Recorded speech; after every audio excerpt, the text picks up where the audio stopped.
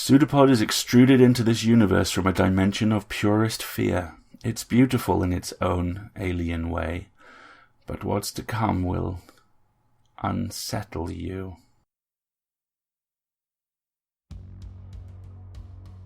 PseudoPod episode 709 for June 20th, 2020. Unhaunted House by Richard Dansky. Happy Summer Solstice. I'm Alex, co-editor of PseudoPod, your host for this special bonus episode. Richard E. Dansky worked for 4 years as a game developer for White Wolf Incorporated, where he worked as a developer on such games as Wraith the Oblivion and Vampire the Dark Ages. He'll be back with us near the end of summer with a longer treat. It's been too long since we had you here. Welcome back. Unhaunted House originally appeared at Storytellers Unplugged 2006. Our narrator this week was originally born in Texas. Trendane Sparks eventually escaped and wound his way through a mystical series of jobs in the San Francisco Bay Area, where he has worked as a software QA tester for both graphics drivers and video games, a freelance mascot performer, and several jobs on a PBS Kids show. For most of his life, people have told him that his voice is a pleasure to listen to, but since being a werewolf phone sex operator can get boring, he decided to use his powers to entertain a broader audience. Now, we have a story for you, and we promise you, it's true.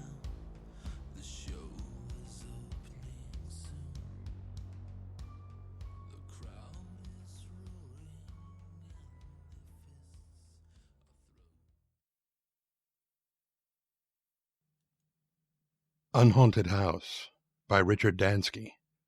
Narrated by Trend Sparks. They huddled in the bathroom on the second floor, a family of 3, afraid. Tap, tap, tap, tap. The sounds came from all over the house. Everywhere glass faced the outside. They could hear the delicate impact of small branches tap, tap, tapping, trying to find their way in. That was why they had chosen the bathroom to flee to. It, of all the rooms, had no windows. Tap, thump, tap, tap. The Millers had bought the house 2 months previously, 20% down and the rest financed at 5.25%. Their daughter, wide-eyed and fey at 6 years old, hadn't liked it much, but she hadn't liked any of the 30-odd houses they'd seen, and this one had much to recommend it. High ceilings, a spacious kitchen, a master bath suite with a garden tub, and all for a pleasantly low price.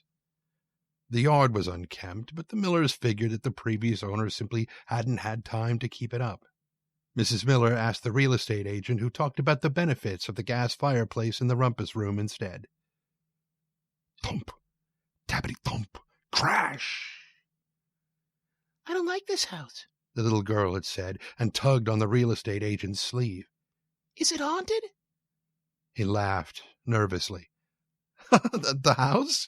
Oh, absolutely not. I can promise you this house is not haunted. Mr. Miller took his daughter's hand. See, honey, no ghosts here. No ghosts in the house, the agent echoed. The little girl looked at him. Not yet, she said, and stared until he looked away. Kids, Mrs. Miller said with a laugh. Such imaginations. Thump, crash, tippity, tappity, rustle. The move had been swift and pleasant, and the installation of the Millers, father, mother, and recalcitrant daughter, too, had gone off without a hitch. Utilities were connected, services arranged, and neighbors nodded to, all in short order. All that remained was the lawn, which Mr. Miller found himself curiously disinterested in working on. Thump, thump, crash, rustle, tap. A different tap now. Wood on wood, right outside the bathroom door. Dear, when are you going to mow the lawn? Mrs. Miller had asked her husband on a cloudy and grim Sunday morning. It's not going to take care of itself. Later, he had answered, and even meant it. Later came, later went, and that night the little girl complained of branches tapping on her window. Tap, tap, tap, crash, rustle, crash, thump. Days passed. The tapping got louder and more frequent. Mrs. Miller heard it now, too, though Mr. Miller swore he never did, or blamed it on the wind. The lawn stayed unmowed. Walking to the mailbox became a trick. Weeds stretched themselves across the sidewalk to trip the unwary. Branches seemed to swing low in the breeze to take accidental pokes at eyes. Tap, tap, creak, creak. The neighbors tisk-tisked at the state of the property. Weeds grew up, thick and tall. Mrs. Miller stopped waving to the neighbors and started nagging Mr. Miller about how unpleasant the house had become, even with the new carpet and fresh paint in the upstairs bedrooms. Her husband pooh-poohed her. It was all coincidence, or something seasonal, or something to that effect. Of this he was sure. The little girl listened to them debate over dinner and shook her head. The house isn't haunted, she said thoughtfully. the rest of the place is. That's why the lawn is acting funny. We should leave. We're not going to leave, honey, Mr. Miller said. That would be silly. It's just the lawn. I'll mow it tomorrow, or I'll hire someone to do it, and it will all be fine. You'll see. You do that, dear, Mrs. Miller said. That would be very nice. That had been yesterday. Tap, rustle, rustle, scratch, scratch, scratch, just outside in the hall. Then silence. How strong is the lock, honey? Mrs. Miller asked, her arms around her daughter, her voice ever so slightly strained. I don't think it matters, dear, he replied, and held her as the first tendrils of green crept underneath the door.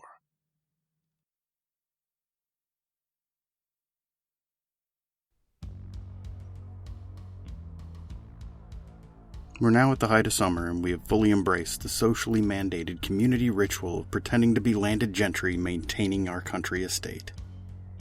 We flaunt our wealth by making plants grow in places they don't want to, and then manage that growth consistently and persistently, preferably with outside labor. As the push to open the economy back up continues, we can look forward to the return of the code enforcement officer to their natural habitat, measuring the grass outside your front door. Lawn grass is the #1 crop in the United States, and it contributes nothing of value. We have to pump it up with fertilizer and burn off weeds and other pests with poisons, and most of both just wind up running into our streams to do the next round of algae blooms and pest control. We have to work on these every 10 days or so using some of the most inefficient small motors with a complete lack of air quality or noise control. I'm willing to bet that the carbon footprint of your lawn care exceeds that of your commute. There's bigger problems right now than lawn fascists, but these guys never go away either. This isn't specifically a call for action, but more something we'd love you to keep thinking about. Reclaim sections of your yard for native species that require little maintenance. Consider planting an urban bee pasture. That term is like a brandished cross or a garland of garlic to a code enforcement officer. Use this opportunity to take out grass and plant a vegetable garden and call it preparation for the next wave of COVID-19. There are small, subversive things that you can do to alter your daily life while you keep fighting the bigger battles out there. One thing I wanted to make sure you're aware of is that PseudoPod turned 15 this year, and they are celebrating by releasing their first print anthology. The author list is staggering and full of luminaries of the science fiction field. This is going to be an excellent collection of short stories, and we know already that you like short stories. Let Orbit know that you think this is awesome and that you would love to see them do more books with escape artists by pre-ordering. Links will be in the show notes. While you're there looking at the show notes, we'd love you to consider clicking on Feed the Pod to subscribe. Subscribers get access to the EA Discord, bonus extrusion stories, and lots of other stuff. PseudoPod is part of Escape Artists Incorporated and is distributed under a Creative Commons Attribution Non-Commercial No Derivatives 4.0 International License. Theme music is by permission of Anders Manga. And PseudoPod knows, when a day that you happen to know is Wednesday starts off by sounding like Sunday, there is something seriously wrong somewhere.